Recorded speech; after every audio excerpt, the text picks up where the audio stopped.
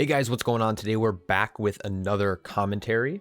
This one was submitted by Hunkosaurus or Dr. Blocktopus, as I know him from Twitch and also Patreon supporter, so thank you for submitting this footage, and thank you for letting me ridicule you on the internet. It's my favorite thing to do. Today we're going to look through his freehold run. It was a plus 17. It was actually done the week of recording this, I guess, or the week I'm posting this, which is a fortified, bursting, storming week. So one of the easier fortified weeks that we're seeing so far in the rotation, but we have yet to see some of the other combinations.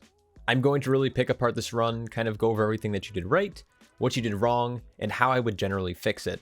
Again, Dr. Blocktopus, I'll be sending you a kind of like personalized document with all of my notes and things I would change. But throughout the video, we're going to go over, again, like I said, what you did right, wrong, changes I would make, some gearing stuff, some talent changes, and just kind of pack it all into this. So again, we're back in freehold. Let's just dive in.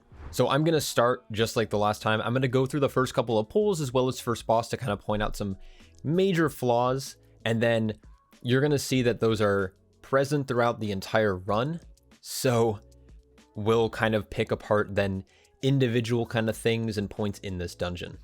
So I want to start off by saying that for the most part, your damage is really good and you also have a really good gear setup. I'll probably be going over gear in a little bit, but let's kind of just jump into the run here. You guys are running Ellie Shaman Boomkin Sub-Rogue with the Resto Druid. Now, right off the bat, the first kind of big mistake you're making is that you still aren't even using Breath of Fire yet. Breath of Fire is insanely impactful, especially with Charred Passions, which is a talent that you're playing. You want to make sure you get that up a little bit sooner than later. And also making sure that you're tanking mobs on top of the Crag Shot, which is just missing out on a lot of damage here. Bursting can get pretty scary on this first pull. You just want to be a little bit careful that you're not rolling too much. So the Enforcer will go down eventually with the Crag Shot. Now, in this pull, you use Dampen a little bit late. I would open with Dampen typically. And same with Weapons of Order. You did your whole opener with like Exploding Keg without using Weapons of Order. So you miss out on a lot of damage there actually. Even though you're at 181k overall, you are fairly geared, and that damage would have been much, much, much higher if you did your Weapons of Order properly, but you didn't use it till the end of the pull. Throughout a lot of this run, it looks like you use Weapons of Order more or less as a defensive than an offensive. Weapons of Order is like your incarnation or your wings. You want to be using it aggressively, and it's mostly for damage. While it does offer a little bit of benefit by refunding a charge of Keg Smash and giving you a damage amp and giving you a little bit of mastery, most of the meat of the cooldown comes from that damage amplifier from Keg Smashing. This pull was strange because sorry, I kind of like got ahead of myself here. You guys ended up shrouding but then ended up pulling this. I know that's probably on purpose, but right here, this would be a good opportunity to put up Rushing Jade Wind. Also, you used Celestial Brew while you were line of sighting, which I thought was kind of strange. You Keg Smashed, rolled away, then popped Celestial Brew while you weren't taking damage. So while it's good to use Celestial Brew on cooldown, you want to make sure that you're actually getting the healing from it and utilizing it properly. But this pull is pretty simple, especially on just a 17 with your gear. I think you're around 438 or 439. So this pull will go down. Now, if you had Ring available, you could ring this guy kind of away towards the middle of the room just to kind of get going on the next pull, but it's also fine waiting. It looks like bursting is giving your healer a couple of issues in this key. And then here on this next pull, the biggest thing that I noticed is like it's very rare that you use Rushing Jade Wind on the opener. You'll typically use it in the pull, which is fine. It's part of your rotation. But what's cool about the ability is it doesn't cost resource, and it's an aura, so you can just put it on yourself and then roll in. So you're saving yourself that global, and it makes your damage much more explosive, and it really helps with threat. There's a pull later on where you actually lose threat because you don't have Rushing Jade Wind active, or at least that's part of the reason why. I'll point that out in a little bit once we get there, but this pull will go down quite nicely after that. Like, you're applying your Breath of Fire, which is fine. You're doing a pretty good job at keeping Rushing Jade Wind up. The big thing that I noticed throughout most of the run, which I'll point out later, is you often let Charred Passions fall off, and you let it fall off for a good bit of time.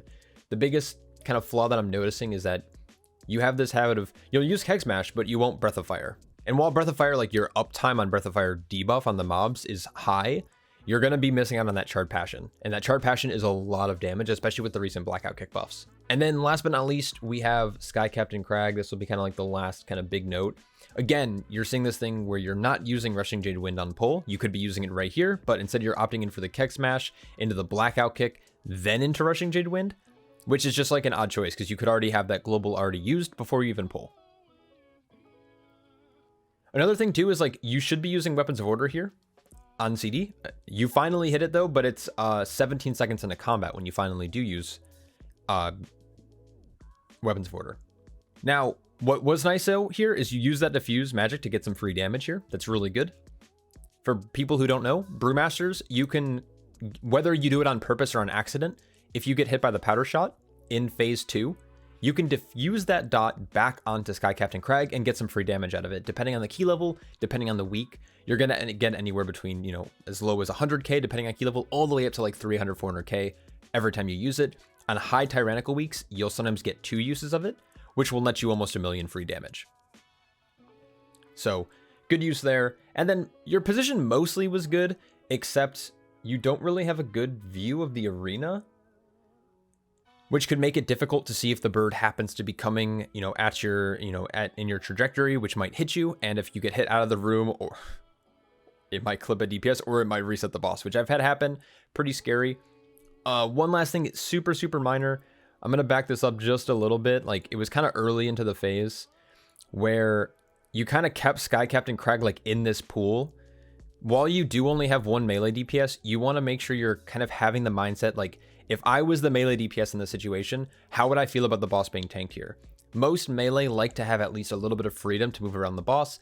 When you're kind of cornered between tank and poop on the ground and you have an Earth Ellie on top of you, it can just get a little annoying, a little distracting. So eventually you did pull him away a little bit here, which is good, but you want to kind of be doing this all the time. You want to make sure you're constantly repositioning yourself to make sure that your melee has good positioning. All right, so that's kind of it in terms of big issues. So a thing that you're not super great at keeping your auras up, which just takes practice. So you're playing Rushing Jade Wind plus Charred Passions. Those auras, you want to, in almost like a pixel perfect key, both of those will have roughly 95% plus uptime. There's a little bit of fall off if a pull lasts long enough, or you're kiting, or, you know, there's like little factors, but for the most part, you want to be aiming 95 plus. Now in this case, you didn't have a log uploaded of this key, so it was hard to see, nor did you have, like, you didn't show details at the end, so it was a little bit difficult to see. But I'm guessing it's probably around, like, Charred Passions was probably like close to like 70% uptime, which is really low. And Rushing Jade Wind is probably a little bit closer to like 80% uptime. But there's a lot of times, which I'll point out throughout the rest of the run, where you just like don't have Rushing Jade Wind up for like a long period of time. Weapons of Order is a pretty massive DPS increase. You typically, at least in this run, you just sit on it for a very long time. Right after Sky Captain Crag dies, you end up sitting on it all the way until you're at Council of Captains, which is, you could have probably gotten in 2 uses there, maybe 3, depending. I have to look at the actual timer. So yeah, those are kind of the big things. Weapons of Order use, some of your defensive use is also a little bit strange, but we'll get into that. Let's quickly actually talk about your build. This is going to be kind of a weird little intersect. I have your build pulled up here. This is the 17 freehold run. This was done a day ago. You guys had 4 minutes left roughly. This was your build. You are geared out the ass, dude, out the wazoo. So you have Dejaroon, Pillar of the Other Flame. You're running Beacon plus Ward of the Faceless Ire. You have your Amulet, which has the Storm Infused Stone plus Desirous Bloodstone. And then you have High Crit, Low Verse Ring, which is fine. I would probably swap this for Ring of Frozen Rain, but that's just me. You're running your Slimy Expulsion Boots. I think maybe you have it on your Bracers, but it's not saying. It's just not saying the embellishment, but I'd assume you do. Yeah, but you have like kind of like a really good gear setup outside of some of this stuff. Why did you buy Elite gear? Did you do that on... You bought the PvP gear, dude. That's so funny. You bought the PvE gear. This scales up to 450 in PvP combat, but it's only 434 max in PvE. You're gonna need to get new gloves, my dude. But like I said, for the most part, your stats are pretty good. It's mostly crit verse centric with a little bit of like mastery thrown in there. That's good.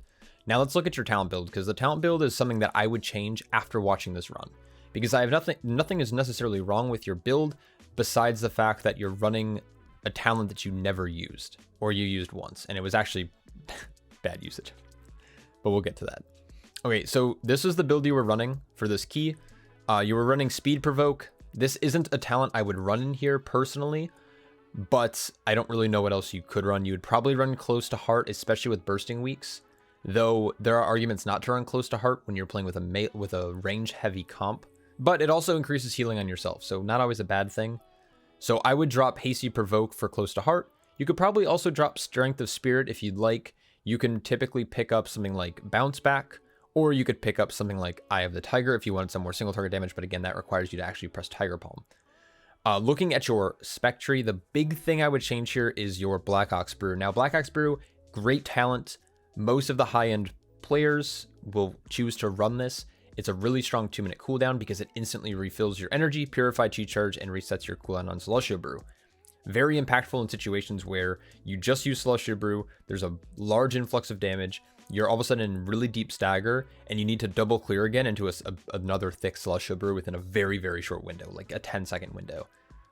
You hit this once throughout the entire run, and when you hit it, you instantly use Celestial Brew again, which was much weaker than your first Celestial Brew, and it overrode it, and basically you actually hurt yourself more using this than helping yourself.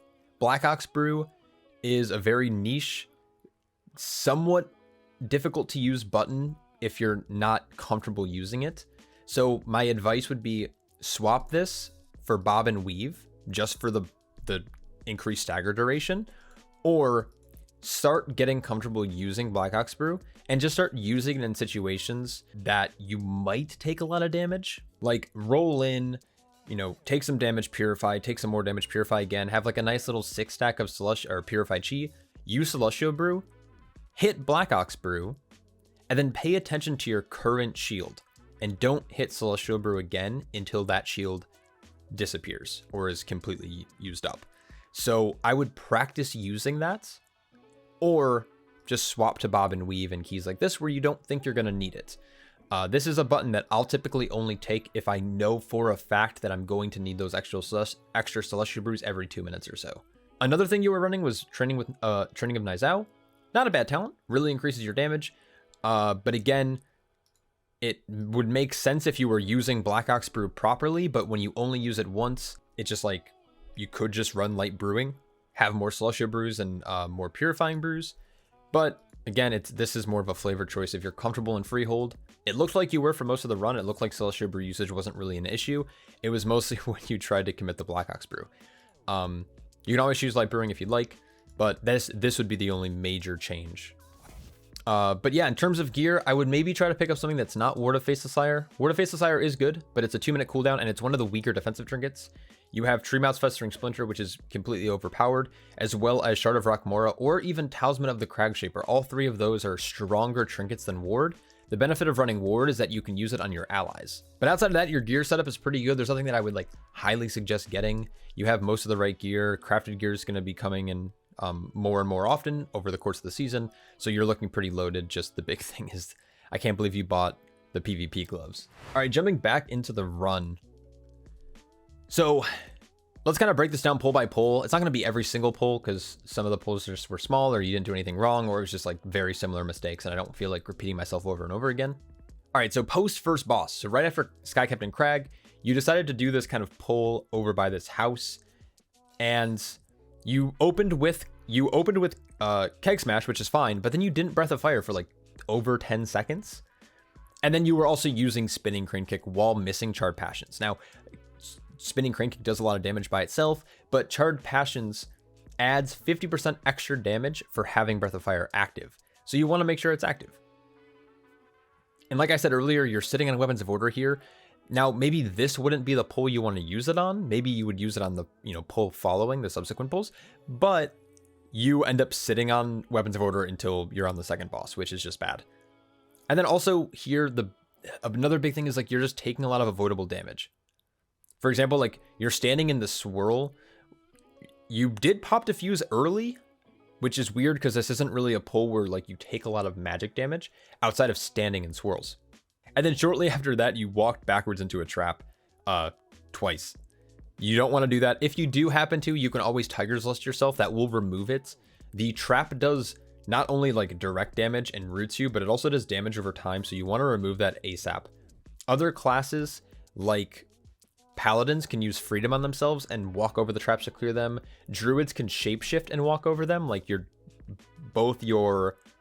don't know if Boomkin form works, but I know your Residruid could have gone bear or cat and just walked over the traps and it would have been fine. But outside of that, it looked fine. You were doing a good bit of damage.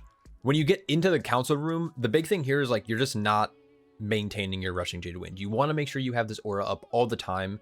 You have this little indicator weak aura part of this package here that has it glowing, like it's grayed out and it's glowing in yellow whenever you don't have it active. You really want to make sure you're paying attention to this. You want to practice hitting Rushing Jade Wind every roughly 6 to 8 seconds, which is every like 5th or 6th global on the Brewmaster. Just make sure you're keeping this up. And then following this room, you guys headed over to this patrol where you ended up having a group wipe because you let Frost Blast go off. Now, there's a couple of things I would suggest here. Get a weak aura to make sure you are notified when this cast is happening, or make sure you're just targeting the mob to make sure you can like kick, para, ring of peace, or leg sweep. Now, you had all of those available and you just, the Frost Blast ended up going off. You could have actually stopped this here, which would have been really good. And another thing to note is I noticed you didn't have diffuse here since it was used earlier. And I was like, oh, it would have been nice if he had diffuse there. So I went back and I looked, and you ended up using diffuse when you were taking pretty much negative magic damage. There was like a water bolt cast. Your rogue kicked it, and then you hit diffuse on nothing. And if you had it for this pull, you probably could have lived and kept the pull alive, or like you could have rezzed your healer quick and you would have saved a little bit of time. Diffuse magic is also really cool because it can remove bursting. So when you roll bursting up to 3, 4, 5 stacks, like you have been, a lot of you, what your group has been doing all key, you can actually just clear that insta, and then you can help off heal, or you can kind of get set up for the next pull while your healer tops everyone up. All right, and then when you guys were approaching the like kind of the large pull before the Ring of Booty, you rolled in and you lost threat because you didn't have Rushing Jade Wind up, and while you did open with a Keg Smash, which is good, you did not follow it with a Breath of Fire. And while you kind of want to like have mobs grouped so everything gets hit by Breath of Fire, hitting at least some mobs is better than hitting no mobs. And then also applying Charred Passions will just allow you to deal way, way, way more damage on your Spinning Crane Kick, which you end up using here, so you don't lose threat. So that was kind of the big thing here. You then, a big thing that I noticed was you used Ring of Peace to split all of the mobs up, which is really bad because when you have classes that are trying to do AoE, like things in like Earthquake, or Rogue having only, an 8-yard range on their abilities, especially on things like Secret Technique, you want to make sure you're knocking mobs all into one direction. So either try to knock them all towards your group or all away from your group, but not spread out all around the Crusher. Then you try not to stand in these giant AoE puddles. Just because you're a tank doesn't mean you can stand and stuff. You want to try to avoid taking damage as well. So try to avoid standing in the Crusher Slam. And then once again, you use Diffuse Magic here, and it really didn't do anything. So just make sure you're saving this on this week to remove bursting, or when you know that you're being targeted by specific casts. All right, really quick, we're almost done. So we have the Ring of Booty. You did this fight fine. It kind of like your typical experience on this fight is just a shit show. But as a tank player, especially as a Brewmaster, you want to try to bait the sharks away from your group and also act as if you're melee. So let me kind of break this into two parts. When you are tanking the boss and the boss is active and chasing you and throwing sharks away, you want to act as if you're melee. So you want to be moving as far away from the sharks as possible so your melee can follow the boss and they don't have to worry about sharks and like maneuvering in and out of combat and like losing a bunch of uptime. And then when the boss is doing Sharknado, you as a tank are probably not going to do a lot of damage, especially since you don't have an 8-yard range. You only have a 5-yard range, and outside of like throwing a Keg Smash here and there, you're not going to get a lot of damage in this phase. So what you should be doing is running out, finding a shark, and baiting it away from your range players, because they should be able to have a moment to be able to just do some damage to the boss, because typically during the other phase, they're going to be baiting sharks instead of the melee. Also, I just want to note, sharks do nature damage, so you can use Diffuse Magic and let it just sit on you for a little bit. Or when you're maybe out during the Sharknado, you can Zen Med And because they're not technically melee attacks, you can just sit there and eat them. All right, now this is the pull I was talking about earlier. Right after you guys defeat the Ring of Booty, you head up that long last bridge up to Harlan. And there's a couple of things that I noticed right away. First, as a tank, when you're rolling in to do this pull, especially if you're pulling the first 2 mobs into the next 4 mobs, you should be kicking the Thundercaller immediately. You kind of went in, you got a little bit of threat, but then you didn't kick. And as you notice here in a few seconds, the mob is still just kind of standing in its same spot, just doing its casts. You want to try to group things up immediately, and having the tank kick first will always help you do that because it's going to be locked out, meaning it's going to follow you for like 3 to 4 seconds. Another big thing here is you use this like Ring of Peace, which was kind of awkward because there was only like 1 cast going off, and it was almost like a flex. Like you just wanted to ring just to ring them. There was a solar beam down, and you kind of ring them out of it.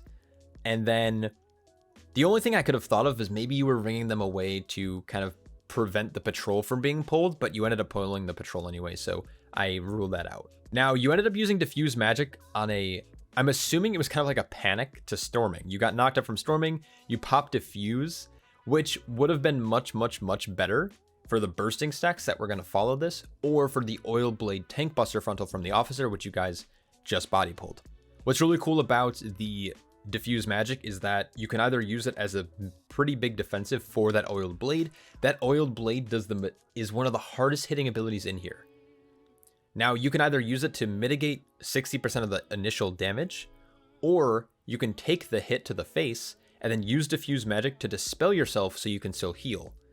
However you want to use that is good, but making sure you have it for either this pull or the next pull is extremely important. Now, this is what I was talking about. This is the first time and the only time you ever used Black Ox Brew. But you pop Celestial Brew, then use Black Ox Brew, and then use Celestial Brewed. Now, if you look very closely, your current Celestial Brew that you used first was at about 500k absorb. Your second Celestial Brew had almost no purified chi stacks, so it came out to only be a 300k absorb, which overwrote your first Celestial Brew, which ended up you kind of like hurt yourself there in a sense. You just want to make sure you're paying attention to your current shield. Typically, when you reset Black Ox Brew, you don't necessarily want to instantly hit Celestial Brew right away. You want to at least use Purifying Brew to build some chi stacks before you get another big Celestial Brew. And like the last thing here is like your Fort Brew came out like a little late. As soon as these mobs got pulled in, I would have popped Fort Brew instead of waiting until the mobs were at 30% health and you were at, 40% health. Try to use it a little bit more preemptively. And then last but not least, don't be afraid to kite. Stagger literally cannot kill you. So if you ever need to, just roll down the bridge and just be like, hey healer, I'm I'm leaving. Both of these mobs do melee. You have enough established threat at this point, and you want to try to hold some defensives for the next pull. And of course, finishing this up, the last trash pull, I would always make sure you're rolling in and then kicking the very first cast. I can't stress that enough. As a tank player, the general rule of thumb that I stress to tank players and also like groups that I play with is tank always kicks first. It helps you set up the pull. It makes sure you're also mitigating some of that damage right off the bat, and it allows your DPS to get set up with what they need to do so they can actually deal effective damage instead of like waiting to kick. You were extremely dry going into this, so you're going to end up dying in this pull. But here's what I would have done. I would have sent in Nizao first. Then I would have rolled in and, kicked. And then you were stable for the most part. But then once you felt like you were kind of starting to take damage, typically this will happen after the first Oiled Blade cast, you want to Lake Sweep. And then typically what I would have done is I would have rolled back towards the bridge, like towards your range group here. Drop a Ring of Peace to keep the Squall and the Hounds away. And then you can go into a Zen Med. And that should buy you a little bit of time. And then if you really need to, you can set up a Transcendence where you are. You can jump down below, so the mobs have to kind of like run around the path, and then you can transcend back up. And that should buy you enough time to get your next Celestial Brew active. You can get a couple of ranged keg smashes in to get some cooldown reduction, and your healer can kind of focus on getting you like topped, healthy, and the mobs would have eventually died. You guys ended up just getting a Batteros here, and it ended up being fine. So you guys played Harlan okay. You had a death on your healer, but that's all right. And then of course you finished up your count with that last trash pull. So those are all kind of like the big observation notes that I had. Nothing else really stood out. For the most part, your damage rotation's pretty much fine in terms of like your rotation, but I just think you're missing out on a lot of aura uptime between Rushing Jade Wind and Charred Passions. So again, like a couple of fixes, you can just not play Charred Passions if you don't want to, or really make sure that your keg smash is always going to be followed by a Breath of Fire, because you're going to be keg smashing roughly every 6 to 7 seconds. So if you're always keg smash and always fought with a Breath of Fire, your uptime should be much, much higher. Anyways, I hope that helps. I hope that was fairly good criticism. Let me know if you have any questions. Of course, you'll be getting a whole written up note from me, Dr. Blocktopus, but again, I massively appreciate you sending this footage over. You also sent over Guardian Druid, so I'll be doing that review very, very shortly as well, which will be pretty fun to dig into that. I hope everyone who watched this has also enjoyed or maybe learned something. Again, go easy in the comments, and I will catch you guys all in the next one. Peace.